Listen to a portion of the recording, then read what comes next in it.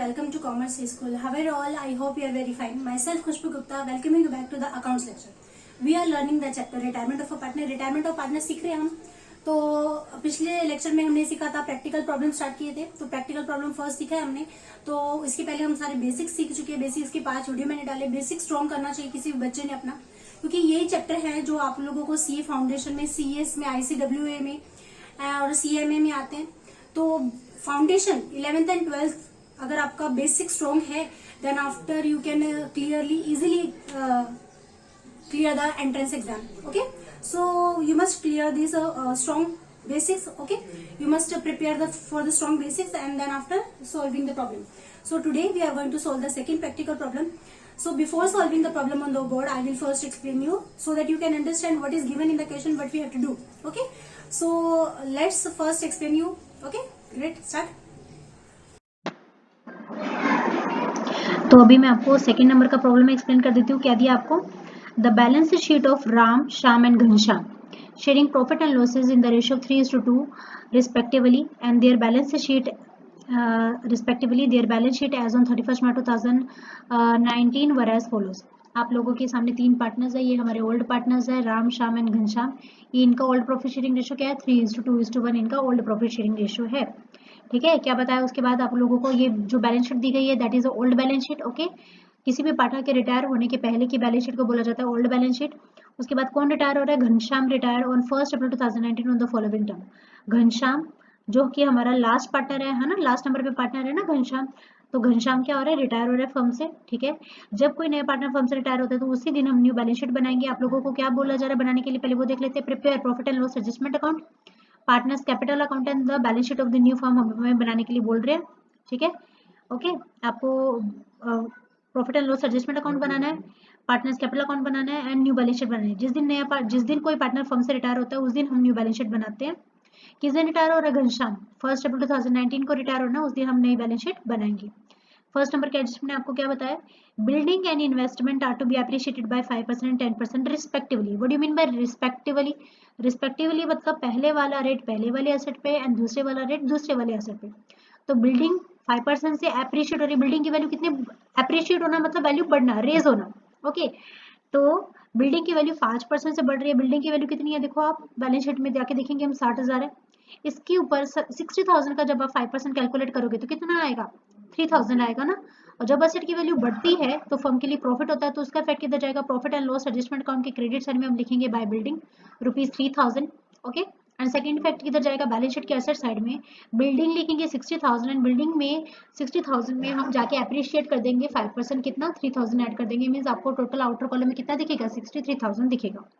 उसके बाद इन्वेस्टमेंट की वैल्यू 10% से बढ़ रही है. इन्वेस्टमेंट की वैल्यू कितनी है? इन्वेस्टमेंट दी, इन्वेस्टमेंट की वैल्यू है 1,50,000.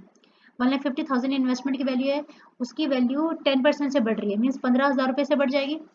15,000 रुपये जो बढ़ रही है उसका इफेक्ट किधर आएगा? Profit and loss adjustment account के क्रेडिट साइड में हम लिखेंगे by investment ₹15,000. And second effect जाएगा बैलेंस शीट के एसेट साइड में 1,50,000 में 15,000 ऐड हो जाएगा. तो मतलब इन्वेस्टमेंट की क्लोजिंग वैल्यू कितनी आएगी? आउटर कॉलम की वैल्यू कितनी आएगी? 1,50,000 प्लस 15,000 1,65,000 आएगी. सेकेंड नंबर का adjustment provision for doubtful debt to be created at the rate of 5% debtor. Debtors की 5% पे आरडीडी लग रहा है. डेटर्स की वैल्यू कितनी है? 90,000 एंड 90,000 के ऊपर 5% कितना आएगा? 4,500 वैल्यू आरडीडी हो गई. ठीक है, इसका इफेक्ट जाएगा profit and loss adjustment account के डेबिट साइड में हम लिखेंगे टू आरडीडी कितना आएगा? 4,500. एंड बैलेंस शीट के एसेट साइड में हम लिखेंगे डेटर्स. डेटर्स की वैल्यू है 90,000, उसमें हम माइनस करेंगे आरडीडी 4,500. ओके, थर्ड नंबर का एडजस्टमेंट हमें क्या बताया? The provision of ₹3,000 to be made on respect of the outstanding salary. अचानक से एक लायबिलिटी क्रिएट हो रही है, इसे बोला जाता है अनरिकॉर्डेड लायबिलिटी या फिर आप बोल सकते हो कॉन्टिजेंट लायबिलिटी. ठीक है, तो इसको हम लिखेंगे अचानक से जब लायबिलिटी क्रिएट हो जाती है तो वो फर्म के लिए लॉस है. इसका इफेक्ट किधर जाएगा? Profit and loss adjustment account के डेबिट साइड में हम लिखेंगे. या तो आप डायरेक्टली लिख सकते हो टू अनरिकॉर्डेड लायबिलिटी के नाम से, या फिर लिख सकते हो आप provision for the outstanding salary के नाम से. कितना? 3,000. एंड सेकंड इफेक्ट जाएगा लायबिलिटी में.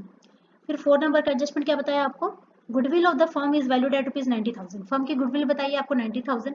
जब फर्म की गुडविल की बात होती है तो हम क्या करेंगे? पार्टनर्स कैपिटल अकाउंट के क्रेडिट साइड में बाय गुडविल के नाम से 90,000 सारे पार्टनर्स को डिवाइड कर देंगे old profit sharing ratio. Okay, और उसके आगे भी क्या बताया आपको? And partners decided that goodwill should be return back. Goodwill should be return back, मतलब जो कंटिन्यूइंग पार्टनर्स है वो गुडविल को क्या कर रहे हैं, विड्रॉ कर रहे हैं। ठीक है, जब कंटिन्यूइंग पार्टनर्स फर्म में गुडविल को विड्रॉ करेंगे तो पार्टनर्स कैपिटल अकाउंट के डेबिट साइड में लिखेंगे हम टू गुडविल, और ये ही 90,000 की गुडविल ओल्ड पार्टनर्स डिवाइड कर देंगे, लेकिन न्यू प्रॉफिट शेयरिंग रेशो में, सॉरी कंटिन्यूइंग पार्टनर्स डिवाइड कर देंगे न्यू प्रॉफिट शेयरिंग रेशो में। अब आप देखो न्यू प्रॉफिट शेयरिंग रेशो क्या आएगा, हमारे पास रेशो कितना था, 3:2:1 हमारा प्रॉफिट शेयरिंग रेशो था। लास्ट पार्टनर जा रहा है तो उसका शेयर 1 है, 1 कट कर दो तो क्या बचेगा, 3:2 क्या रहेगा, न्यू प्रॉफिट शेयरिंग रेशो रहेगा। It's very simple to calculate the new profit sharing ratio in case of the retirement. जो पार्टनर जाता है सिर्फ उसका शेयर कैंसिल कर दो तो बचा हुआ जो है वो क्या रहेगा, न्यू प्रॉफिट शेयरिंग रेशो हो जाएगा। फिफ्थ नंबर के एडजस्टमेंट में क्या बताया, the amount payable to the retiring partner to be transfer to his loan account. इन्होंने हमें क्या बताया कि जो अमाउंट हम रिटायरिंग पार्टनर को देने वाले हैं वो कैश से नहीं देंगे, वो हम उसके लोन में ट्रांसफर कर देंगे। मतलब firm will pay in the future, firm अभी नहीं पे करेगी, फर्म फ्यूचर में पे करेगी। ठीक है, तो लोन में ट्रांसफर कर देंगे हम, लेकिन वो बैलेंसिंग करने के बाद होगा। लेकिन उसके पहले बैलेंस शीट में हम वो चीजें देख लेते हैं जिसको मैंने अभी तक हाईलाइट नहीं किया, जो चीजें आप लोगों को हाईलाइट नहीं दिख रही तो उसको हम ट्रांसफर करेंगे पहले, है ना, सारी या जो चीज पार्टनर पहले ट्रांसफर करेंगे बैलेंस शीट वाली चीजें, उसके बाद हम बैलेंसिंग करेंगे। ठीक है, तो असेट साइड में आपको क्या दिया, बैंक बैंक अकाउंट बनाएंगे, या फिर आप डायरेक्टली बैलेंस शीट के असेट साइड में दिखा देते हो बैंक बैलेंस। हाँ, बैंक बैलेंस दिखा सकते हो आप। बैंक अकाउंट, बैंक कितना है 54,000 हम लिखेंगे, या तो आप डायरेक्टली बैलेंस शीट के असेट साइड में लिख सकते हो, या फिर आप बैंक अकाउंट बना के बैंक अकाउंट के डेबिट साइड में लिख सकते हो टू बैलेंस ब्रोट डाउन के नाम से। मतलब पहले से ही हमारे पास 54,000 का बैंक बैलेंस है। उसके बाद लाइबिलिटीज, लाइबिलिटी में क्या बताया आपको, capital account Ram Shyam and Ghanshyam. ठीक है, ये हमारे पास पहले से ही 1,20,000, 90,000 और 60,000 का कैपिटल है। तो हम क्या करेंगे, पार्टनर्स कैपिटल अकाउंट के क्रेडिट साइड में जाके लिख देंगे, पार्टनर्स कैपिटल अकाउंट के क्रेडिट साइड में हम जाके लिख देंगे बाय बैलेंस ब्रोट डाउन के नाम से। क्रेडिटर पर कोई भी एडजस्टमेंट नहीं था, बिल्स पेबल पर भी कोई एडजस्टमेंट नहीं था, लोन पर भी कोई एडजस्टमेंट नहीं था। तो हम तीनों भी क्या करेंगे, क्रेडिटर्स पे क्रेडिटर की वैल्यू है 22,000 एज इट इज लाइबिलिटी में ट्रांसफर हो जाएगी। बिल्स पेबल की value 12,000 as it is liability में ट्रांसफर हो जाएगी। उसके बाद लोन की वैल्यू भी एज इट इज 50,000 रुपये एज इट इज लाइबिलिटी में ट्रांसफर हो जाएगी। उसके बाद हम बैलेंसिंग करेंगे, और फिर इन्होंने क्या बोला है, the amount payable to the retiring partner to be transfer to loan account. जो भी अमाउंट रिटायरिंग पार्टनर को देनी है हम उसके लोन में ट्रांसफर कर देंगे। ठीक है, तो अभी मैं बोर्ड पे प्रॉब्लम सॉल्व करती हूँ। आई होप समझ में आया होगा सबको। आई होप सब लोगों को समझ में आया कि मैंने क्या एक्सप्लेन किया। तभी भी आप लोगों के दिमाग में जो डाउट्स है वो मैं अभी प्रॉब्लम सॉल्व करती हूँ तो क्लियर हो जाएंगे वो। ओके, सो स्टार्ट करते हैं। क्या दिया आपको, सेकंड प्रॉब्लम स्टार्ट करते हैं। पेज नंबर 184 पे वो आपको दिखाई दे रहा है, राइट। आप लोगों को वहाँ पे क्वेश्चन दिखाई दे रहा है, ठीक है। और किसकी बुक में बनाने के लिए बोला जा रहा है हमें, in the books of Ram Shyam and Ghanshyam. Ram Shyam and Ghanshyam की फर्म की बुक में हम बना रहे हैं। Profit and loss adjustment account, partners capital account, new balance sheet and then bank account we are preparing. Okay, तो आप लोगों को ऑल प्रॉफिट शेयरिंग रेशो दिया है जो कि कितना है, 3:2:1 है। 3:2:1 इनका ऑल प्रॉफिट शेयरिंग रेशो लिख लेते हैं हम।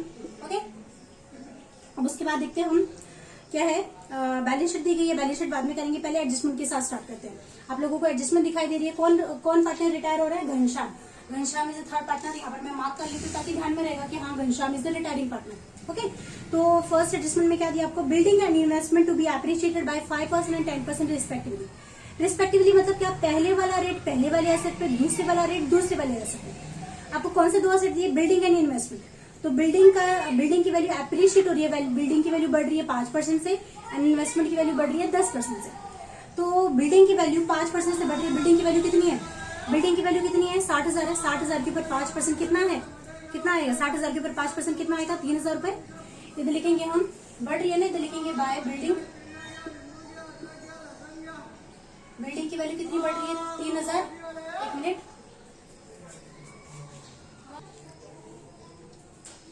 तो बिल्डिंग की वैल्यू 3,000 रुपए से बढ़ रही है, राइट। 60,000 के ऊपर 5% हम कैलकुलेट करेंगे तो कितना आता है, 3,000। और उसके बाद यहाँ पर भी हम ऐड कर देंगे, बिल्डिंग की वैल्यू कितनी है आपके पास, बिल्डिंग की वैल्यू दी है आपको 60,000। उसके अंदर एप्रिसिएशन हुआ 5% का, है ना, वैल्यू बढ़ गई ना, कितना परसेंट बढ़ गया फिर, 60,000 के ऊपर आप 5% कैलकुलेट करोगे तो कितना आएगा, 3,000। मतलब आउटर कॉलम में आपके पास क्लोजिंग वैल्यू कितनी आ जाएगी बिल्डिंग की, 63,000। उसके बाद इन्वेस्टमेंट की वैल्यू बढ़ गई है 10% से। इन्वेस्टमेंट की वैल्यू कितनी दी आपको, 1,50,000। 1,50,000 का 10% आप कैलकुलेट करोगे तो कितना आएगा, 15,000 आएगा। इधर लिखेंगे हम बाय इन्वेस्टमेंट कितना, 15,000। इधर जाके हम लिखेंगे फर्नीचर की वैल्यू कितनी है आपके पास 1,50,000 है। प्लस करेंगे हम एप्रिसिएशन 10%, कितना आ जाएगा 15,000। ओके, तो कितना आ जाएगा, प्लस करेंगे तो कितना आ जाएगा 1,65,000। ओके, जब वैल्यू बढ़ती है तो हम प्लस करते हैं और उसका एक इफेक्ट आता है प्रॉफिट एंड लॉस एडजस्टमेंट के क्रेडिट में। ओके, तो ये तो था हमारा फर्स्ट एडजस्टमेंट। अभी सेकंड एडजस्टमेंट देखना, सबने क्या दिया हमें, प्रोविजन फॉर डाउटफुल डेट एप्टी to be created at 5% debtor. Debtor पे आप देखो ओल्ड बैलेंस शीट में कोई भी डेटर पर कुछ भी आरडीडी नहीं थी, लेकिन अभी आरडीडी क्रिएट हो रही है।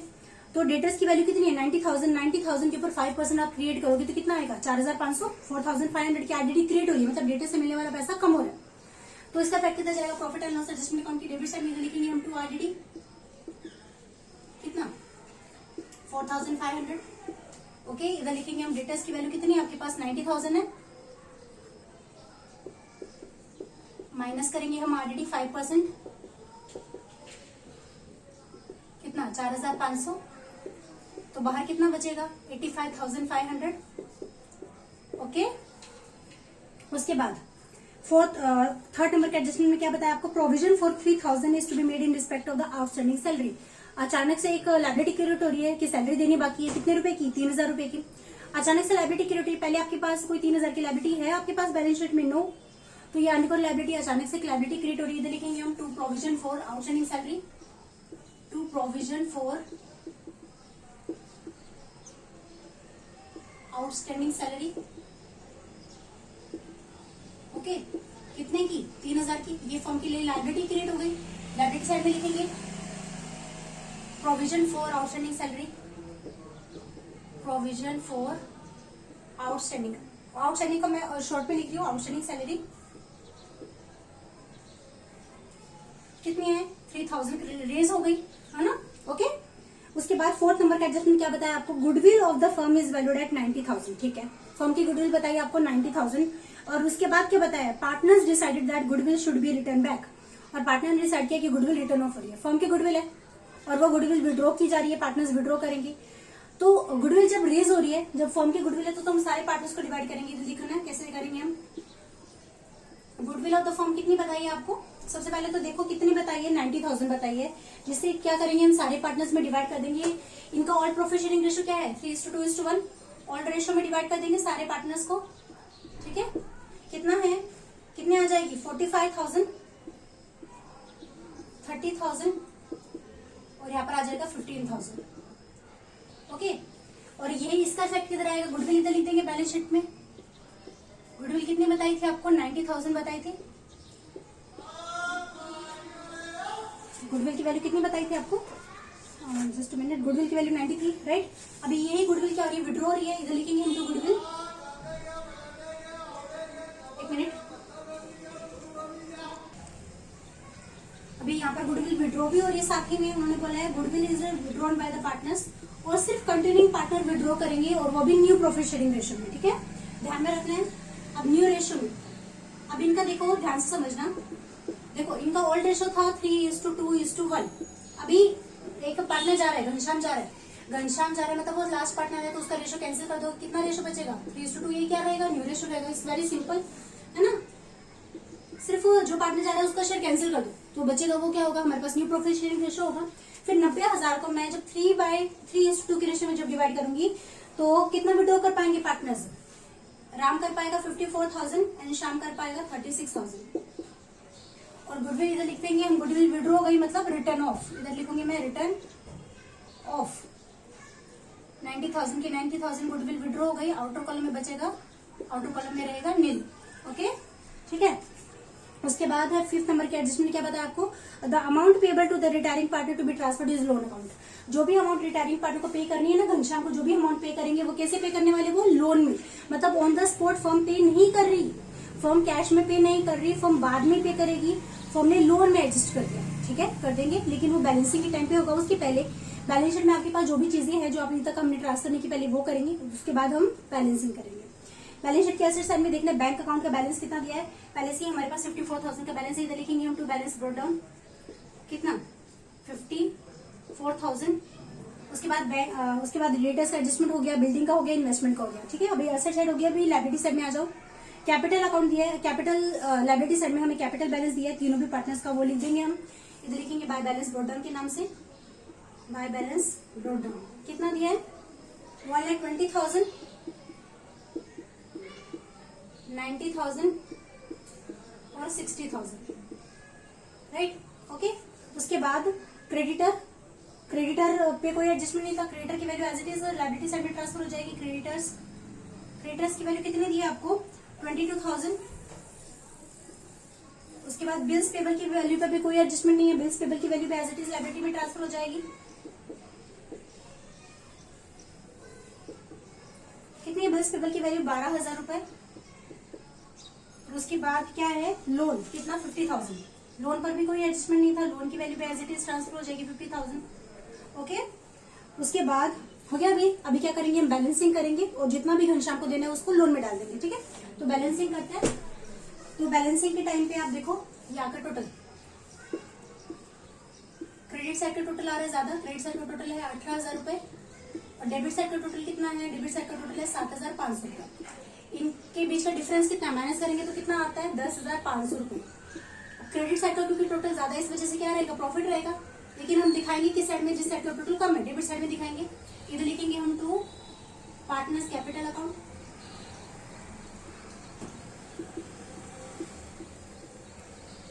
राम श्याम घनश्याम। क्या रेशियो है हमारा? 3:2:1, ठीक है।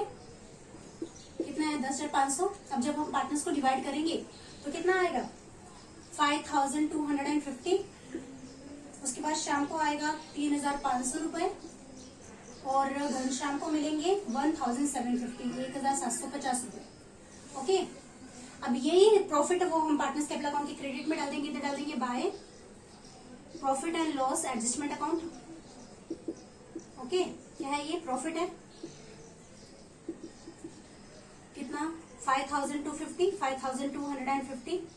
उसके बाद 3,500 और उसके बाद 1,750, ठीक है। लिख दिया।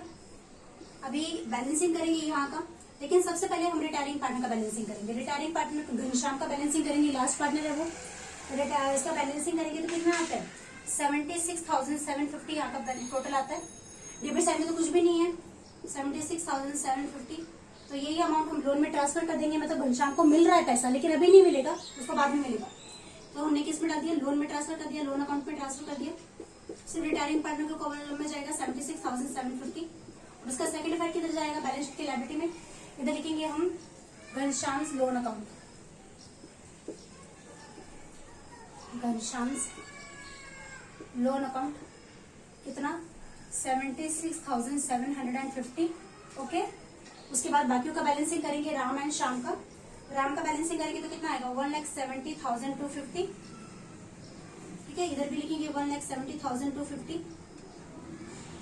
इधर लिख देंगे टू बैलेंस कैरिड ऑन। बाकी जो कंटिन्यूइंग पार्टनर्स है उनका बैलेंस फॉर्म में वापस इन्वेस्ट हो जाएगा, इस वजह से लिखा जाता है 1,70,000 बैलेंस कैरिड ऑन लिखा जाता है, ठीक है। ओके, और शाम का भी बैलेंसिंग करते हैं। शाम का बैलेंसिंग आता है 1,23,500, 1,23,500। उसमें से हम 36 रुपए क्या कर देंगे? माइनस कर देंगे तो कितना बचेगा? 87,500 रुपीज बैलेंस बचेगा और ये बैलेंस चला जाएगा लायबिलिटी साइड में। इधर लिख देंगे हम कैपिटल अकाउंट,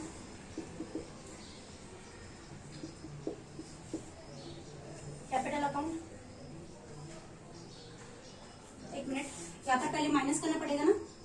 कितना आ जाएगा? माइनस करेंगे तो 1,16,000 आएगा। माइनस किया नहीं था हमने, 1,70,250 में से 54,000 माइनस करेंगे तो इतना बैलेंस बचेगा। अब ये दोनों बैलेंस इधर आ जाएंगे, राम का एंड श्याम का, राइट। 1,16,250। उसके बाद है 87,500। इन दोनों का टोटल करेंगे, आउटर कॉलम में कितना आ जाएगा? 2,03,750। ओके, अब हम टोटल करेंगे, लेकिन टोटल के पहले बैंक बैलेंस ना बढ़ा ना कम हुआ, राइट। तो 54,000 और यहाँ पे भी 54,000। इधर लिख देंगे हम by balance carried on, 54,000। Okay, अब ये बैंक बैलेंस इधर आ जाएगा 54,000। अब एसेट एंड लायबिलिटी साइड के आउटर कॉलम का टोटल इक्वल आना चाहिए, तो हम टोटल करके देखते हैं। दोनों का टोटल सेम आता है 3,67,500। सेम टोटल आता है वहां का भी, एसेट का भी 3,67,500। Okay, got it. So I hope सबको समझ में आया। ठीक है, तो ये था हमारा रिटायरमेंट का सेकंड प्रैक्टिकल प्रॉब्लम। तो सब लोगों ने क्या करना है, इसके बाद प्रैक्टिस करना है, खुद से प्रैक्टिस करना है। डाउट तब आएगा जब आप खुद से प्रैक्टिस करोगे। ठीक है, तो प्रैक्टिस करने के बाद जब डाउट आया, फिर अभी भी आपको कोई डाउट है तो आप मुझे कमेंट बॉक्स में बताइए, और अगर आपको प्रॉब्लम पूरी तरह से समझ में आया तो भी मुझे आप कमेंट बॉक्स में बताइए, और वीडियो को लाइक कीजिए और चैनल को सब्सक्राइब कीजिए। और सब्सक्राइब करने के बाद बेल आइकन को प्रेस जरूर करें और उस पर ऑल पे क्लिक करना है, तभी आपको मेरे हर एक अपडेटेड लेक्चर के नोटिफिकेशन आप तक पहुंचते रहेंगे। और प्रैक्टिस करो, क्योंकि हमारा बोर्ड कोई बहुत दूर नहीं है, अभी तक स्कूल कॉलेज खुले नहीं है ना, कोरोना की वजह से।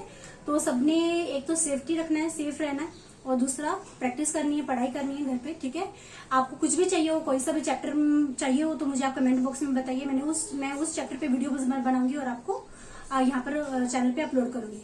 प्लेलिस्ट में जाना है, प्लेलिस्ट में जाने के बाद आपको अलग अलग चैप्टर के लिए अलग अलग प्लेलिस्ट मिलेगा। तो उस प्लेलिस्ट में जाएंगे तो उस प्लेलिस्ट में आपको सारे मतलब मान लो फाइनल अकाउंट का है, फाइनल अकाउंट के लिए जो प्लेलिस्ट है उसके लिए अंदर फाइनल अकाउंट के सारे बेसिक्स, सारे प्रैक्टिकल प्रॉब्लम, सारे थियोरेटिकल एक्सरसाइज मिलेगी। वैसे ही हर एक चैप्टर का प्लेलिस्ट है। ओके, तो आप लोगों को किसी तरह की हेल्प चाहिए, कुछ भी चाहिए आप तो मुझे कमेंट बॉक्स में बताओ।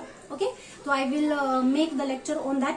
ओके, सो अपने फ्रेंड्स को शेयर करो ताकि सब लोगों को लॉकडाउन के टाइम पे हेल्प हो सके स्टडीज में। ओके, और एकदम हार्ड प्रैक्टिस करनी है ताकि अच्छे से अच्छे मार्क्स लेकर आने हैं सबने बोर्ड में। ठीक है, so all the very best और stay tuned. I will upload the next lecture on the third practical problems. Till then, take care. Goodbye. Thank you so much. Bye bye.